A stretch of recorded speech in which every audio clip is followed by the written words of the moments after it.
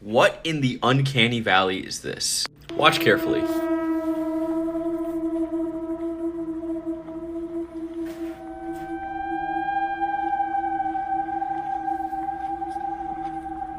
She looks like a normal lady at first, and then they kind of switch the frames and you can see this looks like a mask completely. So for those that don't know, what is Uncanny Valley? Uncanny Valley is a theory and a term used to describe an eerie sensation when you see something that looks human but isn't quite there. For example, the mannequins at the stores, if they're very realistic, you'll feel very uneasy around them. Kind of the same thing with robots, they're making them very human-like and it's really creepy. But this is an instinct that evolved within us, so why is that? I guess it's instinctual to avoid things that look like us but are not us. Maybe in the past this happened with some sort of creature, or maybe our minds are too complex now and we're overthinking everything. And if you didn't feel uneasy looking at that clip, let me roll it one more time for you, just so it sinks in your head.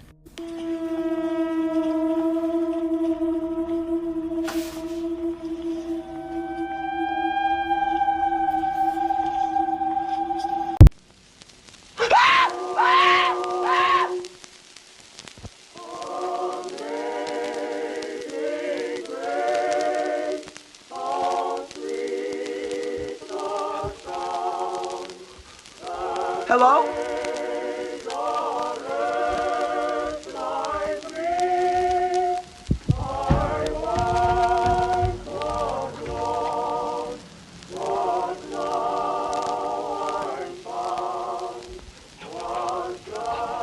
Guys, there's something happening.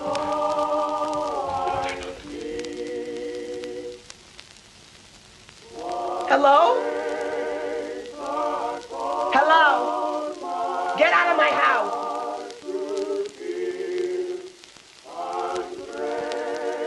I'm calling the police.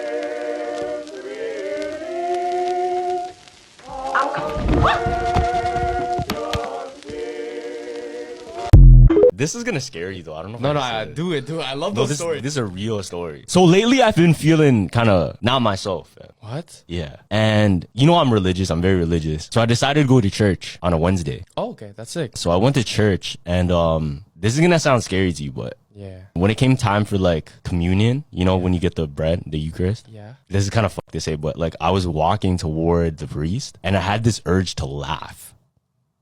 Yeah, fam. Whoa.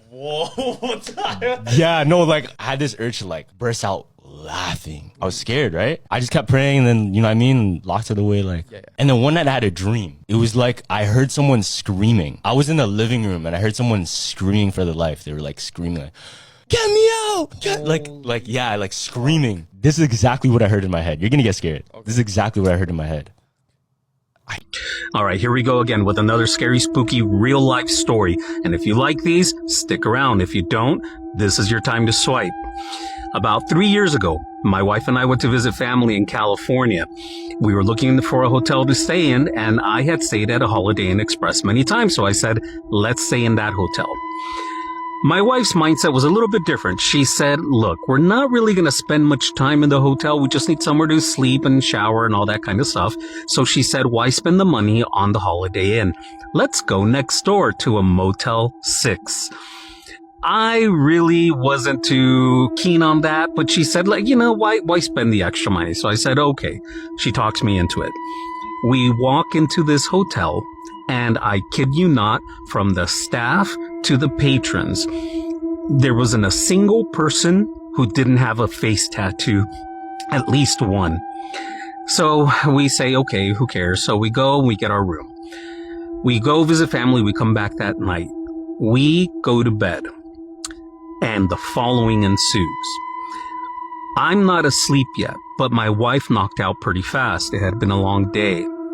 I was starting to go to fall asleep when suddenly I hear this horrific scream come from my wife.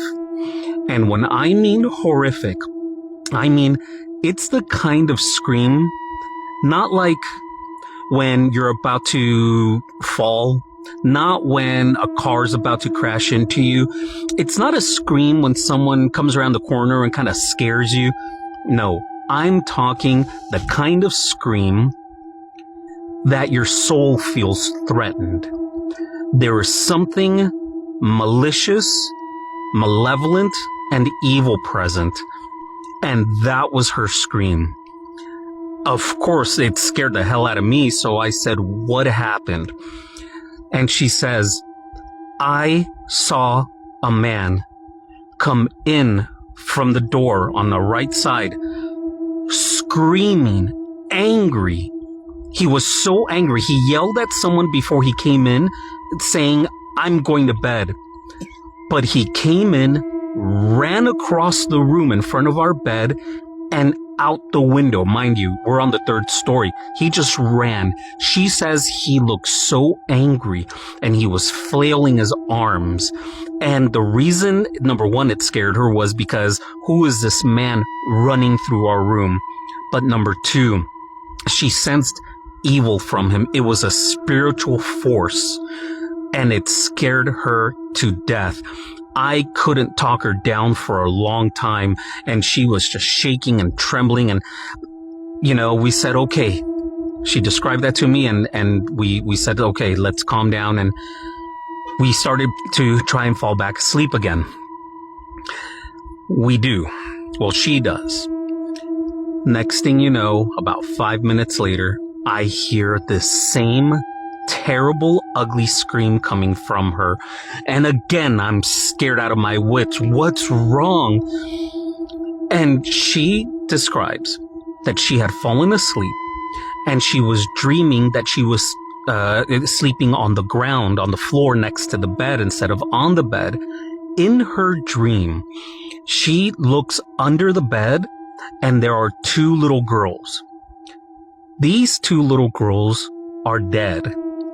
At least she says they look dead because they have this terrible blackness under their eyes, and they just look completely pale, and they looked mean. They looked malevolent, and it was almost as if my wife was intruding on them, and they started to they started crawling at her.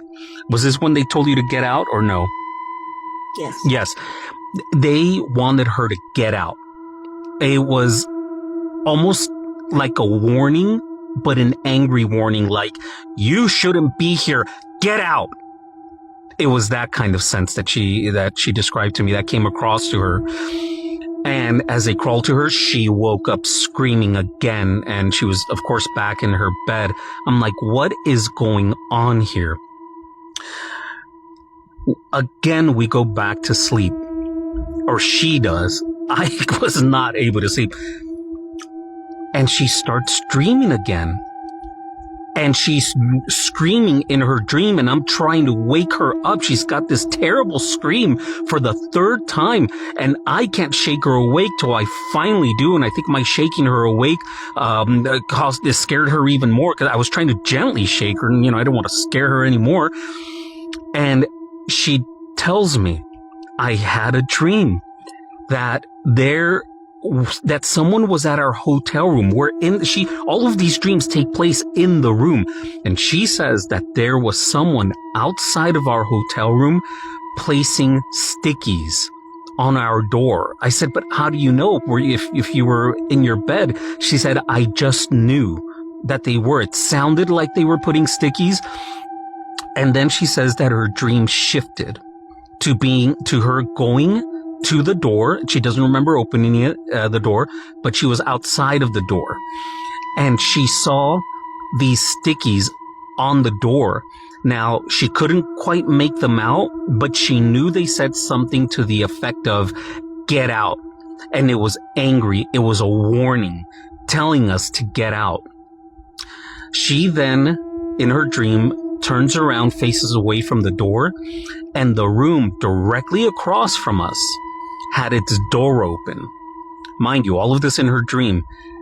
She sees the door open, and through the door, the lights are off in that room, but she can see the bed in that room.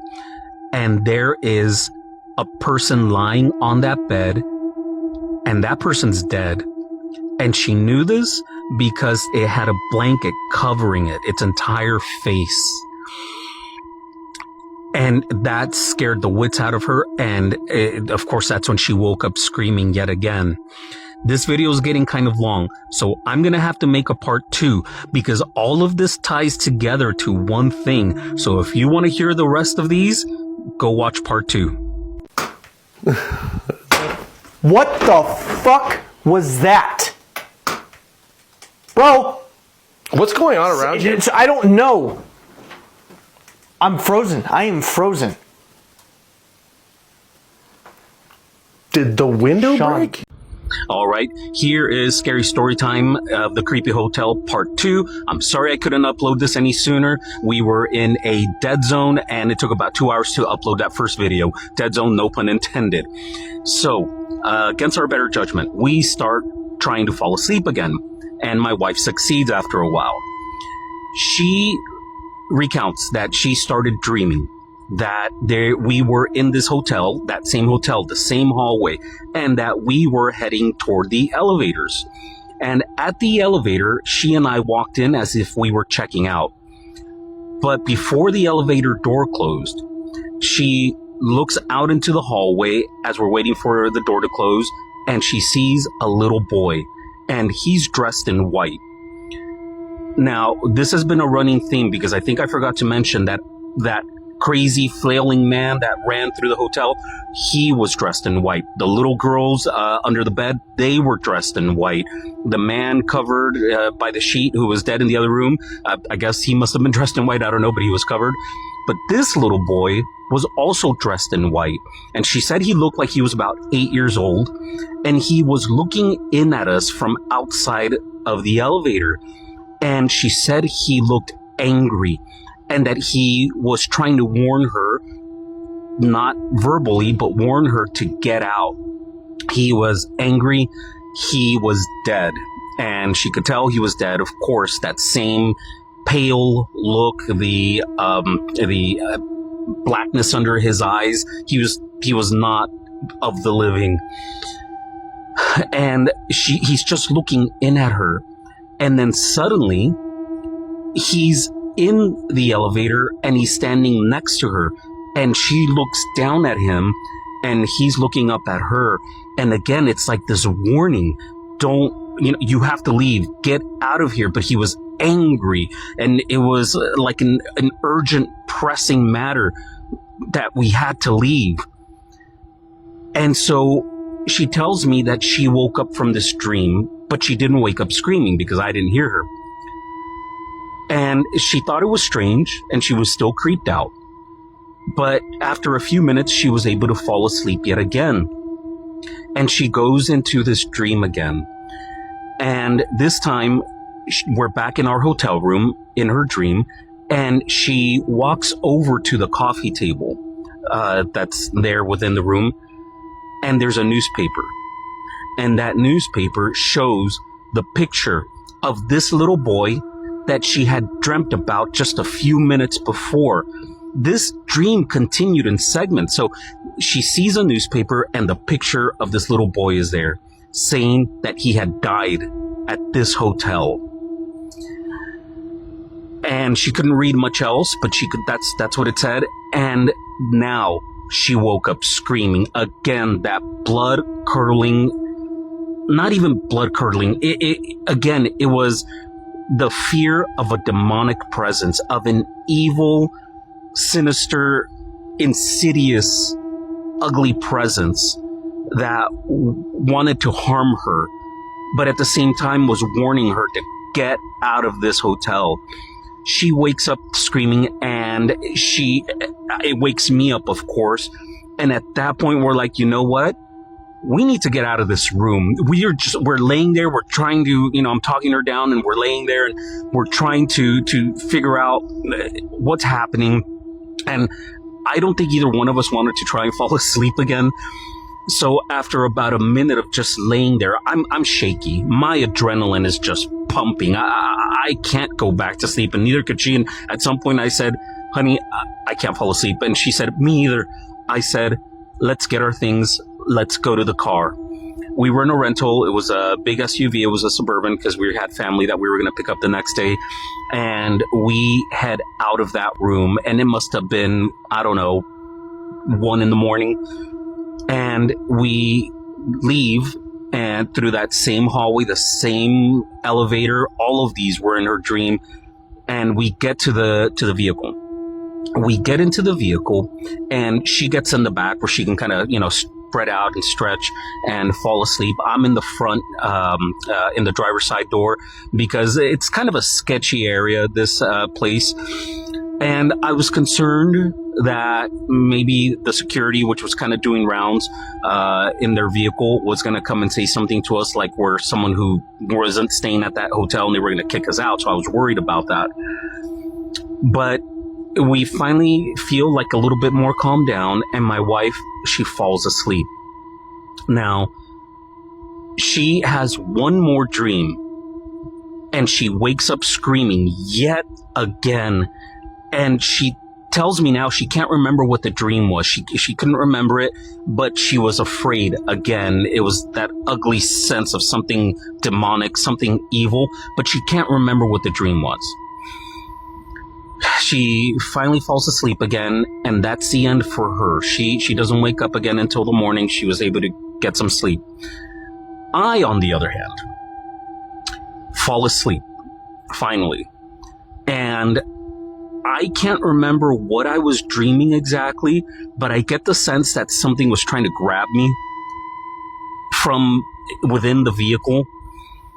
And so I start calling to my wife. I'm trying to say Lori, that's my wife's name. But I can't speak. So I'm going, and I couldn't. But I'm making enough noise that my wife wakes up, and she starts to shake me, like gently, trying to wake me up because she can hear me calling for help.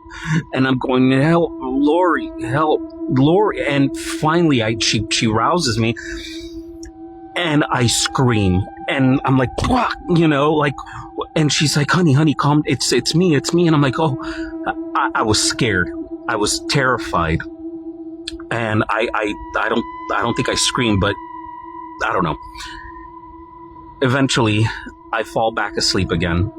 And this time I had a dream that there was a police officer that came to the door and said, what are you guys doing here, sleeping in this parking lot? You can't loiter here. You can't sleep here. And I said, no, we're in this hotel. We're checked in. We couldn't sleep in there. I was going to make up some excuse, but that was all in the dream. And that was the end of it. All of that to say, all of these dreams tied to the same thing. Whatever this presence was, it wanted us out. It was angry at us for being there. We didn't belong. And it was a warning to get out for our own sake. And at the same time, we weren't supposed to be there in the first place. That was the end of that. Hope you enjoyed. You come up with your conclusions. This is a 100% true story that happened to a woman in Madison, Wisconsin. Now, there was this woman named Sherry who moved into this house with her 2 children in Madison, Wisconsin. Now, she said, at the time, she didn't believe in anything supernatural. She really thought that was a bunch of nonsense. But she said, right away when they moved in, she would notice, out of the corner of her eye, sometimes shadows moving across the walls. She would hear strange noises that she couldn't explain. But she said for the most part, it was just a normal house. One night, she's upstairs in her bedroom, and she's folding laundry. She hears talking coming from her son's room. So she makes her way over to his room. The door's closed, and she hears her son having a full-on conversation with someone. And she's like, who is he talking to, at 12:30 at night? So she opens the door, and when she looks in his room, he is not in his bed. So she starts yelling for him. She looks down and sees him next to the side of his bed, on his knees, crouched down with his head under the bed, talking to someone.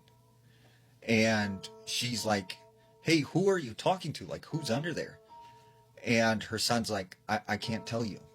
And she said, what do you mean you can't tell me? Like, who's under the bed? And he's like, I can't say. He'll get mad. And she's like, what? Who's under there? So she runs over to the bed and she looks underneath there. It's empty. There's nothing under there. So she's like, you know what? Just get back in bed. Like, just stop, doing whatever you're doing. Several weeks pass, and like on a regular basis, she keeps finding her son talking to someone under the bed, except there's no one there.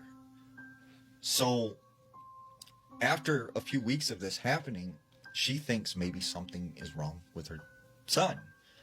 So she takes him to this child therapist. The therapist assesses him and says, he seems completely fine. It's probably just his imagination. So several months pass and he keeps on doing this. Well, one day she's sitting down in the living room with him and they're talking when she notices he has some scratches and bruises all over his body. And she's like, where did you get those scratches and bruises from? What's going on? And he's like, I can't say, I can't tell you. And she's like, yes, you have to tell me, what is going on with you? And finally he breaks down and he starts crying and stuff. And he just starts freaking out.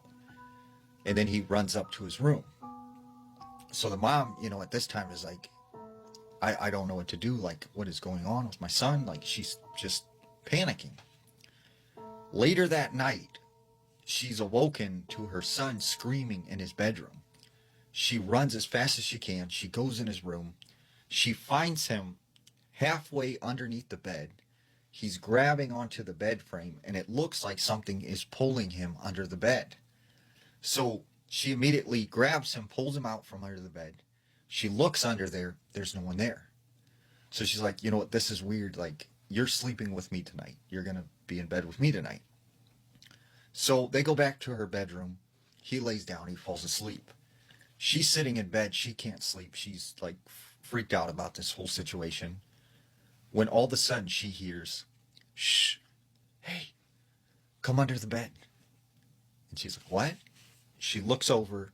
Her son is sleeping. But then once again she hears, hey, come here under the bed. I need to talk to you. And it's a man's voice. And she's like, no, who are you? Go away. And the man's like, come on, get under the bed. I need to tell you something. And she's like, no, I'm not going under the bed. And she said this man, whoever he was, just started yelling obscenities and getting really angry. So she grabs her son. They get out of the house. And she said she left that night and never went back. And still to this day, that house sits there. And she said she's talked to the neighbors. And they said since she's moved, several families have lived there and they move out immediately. I grew up in a town called Peoria. And we had this legend of the Dingling Man. And I know it sounds ridiculous, but there was this real guy, which everyone in town called the Dingling Man. And he was this 6'4", 6'5", tall, scary looking dude that had these very long dreads that covered his face and these very creepy eyes. And he never cut his fingernails. And you would see this dude everywhere in town. And when we were kids, we'd be playing at the park or we'd be in a field playing football. And there would be the Dingling Man just standing there, staring at us. And he would talk to himself, he would, laugh. And then he would, hum sometimes. And that was the scariest because he'd be hum. And so, when you would hear that, it'd just freak you out because this dude was staring at you. And, he would chase, a lot of us kids around town and stuff. And, people would, see him, just jump. Over 6-foot fences like it was nothing. And this dude would climb up trees and stuff. And one story that I heard about the Dingling Man that's probably the creepiest was there was this kid. He was coming home from school. He unlocks his front door, goes inside, goes upstairs. And when he gets ready to go into his bedroom and he turns, there is the Dingling Man standing by his window with the window wide open. And he's sitting there going, humming. And so this kid just ran downstairs, runs out the front door, and his dad right at that time pulled up from work. And he's like, Dad, like the dingling man's in my room. And so like the dad grabs a baseball bat and he goes into the house, goes upstairs into his room, and like he's gone. But he could see that the window was open, so he knew someone was in his room. And so he locked all the windows and the doors. I think April or May, I was doing a short video clips for one of my program. So I was going up the slope. Something or someone was pulling my legs. It was like it grabbed your legs and pull you back. So I was doing the video recording. At the 21 second, you can hear very vague baby crying.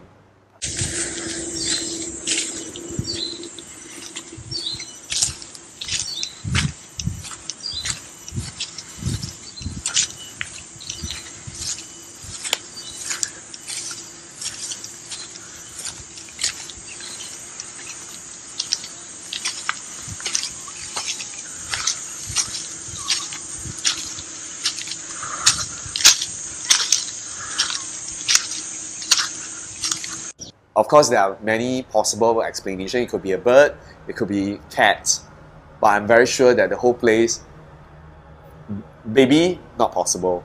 No cats, no birds also.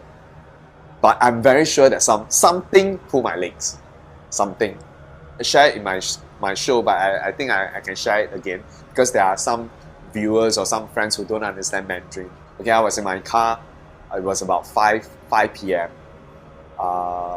My warehouse is actually located at along Kallang Puting area. There's no other car except mine at the loading unloading area. My friend from Malaysia was actually an editor.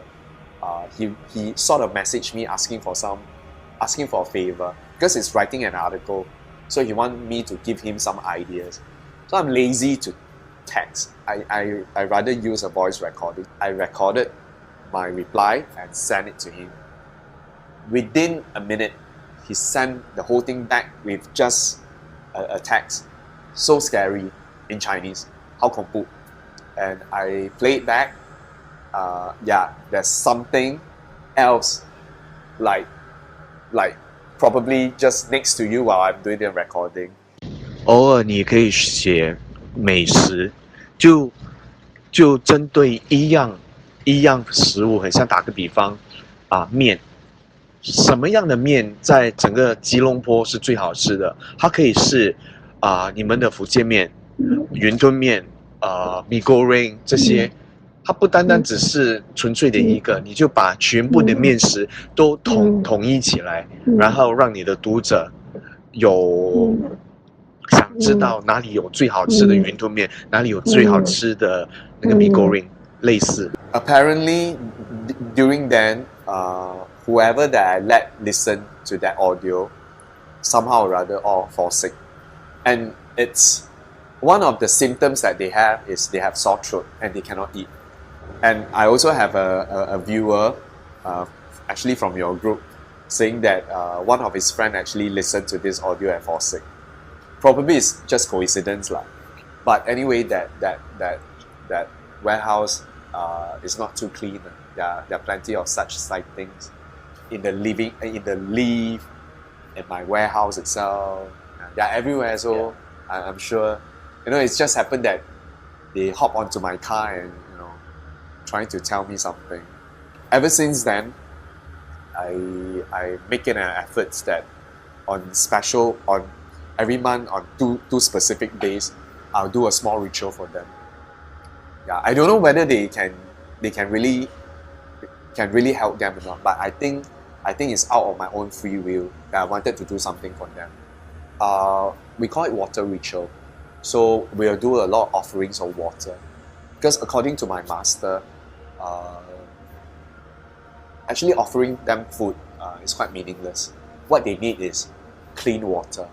And the water is after chanting. So you can cleanse them, they can start drinking. They need water. I also have come across an articles that talk about their diet. They don't actually eat our food. They eat something else. One of which is they'll always loiter around KTV, nightclubs. Guess why? they feed on vomits. That's something that is very new to me, but I thought that there's some truth to it. And we also always heard, especially from the older generation, you know, for the baby hair, right, you have to keep it nicely, you know, don't throw it any old how, because they also feed on baby's hair. And once they feed on the baby's hair and they get addicted to it, they'll follow throughout. So that's the urban legend. I don't know how true is all this, but I rather believe than not to believe. Can we show them the older homestead? Yeah, let's go. As you know. No, it's not. No, it's not.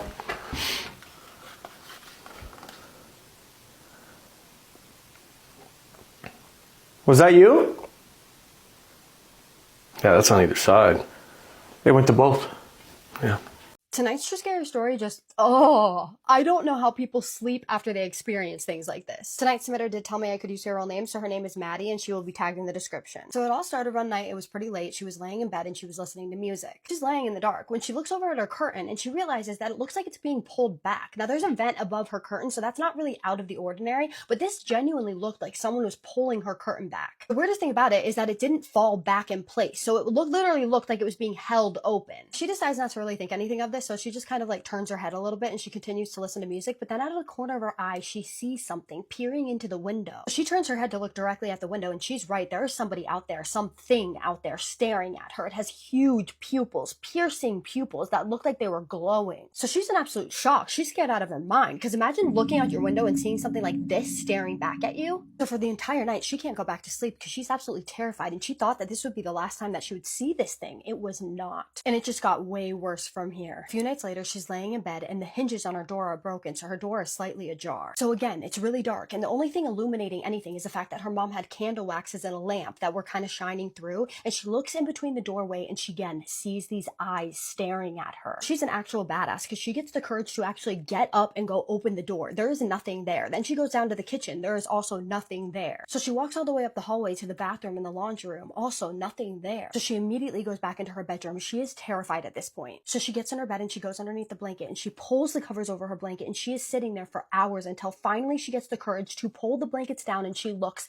This thing is sitting at the end of her bed, peering over her bed frame. Except for this time she can see more of it. It's tall with long arms and long legs, long slim fingers, and a wrong smile that just looked bad, wrong, and twisted. Smile went from ear to ear, and again she could see those dark eyes with those piercing, glowing pupils. It had brown, short hair. She immediately started praying. She wasn't even religious, but she was praying to any god or anything that would listen to tell this thing to go away and leave her alone. And then it was just gone. She continued to pray for a little while longer, and then she eventually fell asleep. I don't know how, but she did. The next night, she wakes up at about 10:15 p.m. She's thirsty, so she goes out into the kitchen to get a glass of water, and she's going to go back to bed. And then in the kitchen, behind the table, behind the sheer curtain of her window, she could see it watching her from a distance. She immediately grabs her water and she goes into her room, and she doesn't see it for the rest of the night or the next few nights. Then a couple nights later, she's laying in bed and she's listening to music when all of a sudden she hears this scratch on her door. Now this isn't that unusual because her cat likes to scratch her door to get inside. So she thinks it's her cat, so she doesn't think anything of it. So then she goes over to the door to let the cat in. It's not the cat. So she goes back to bed, but then she hears it again, except for this time the scratching is louder and more aggressive. Just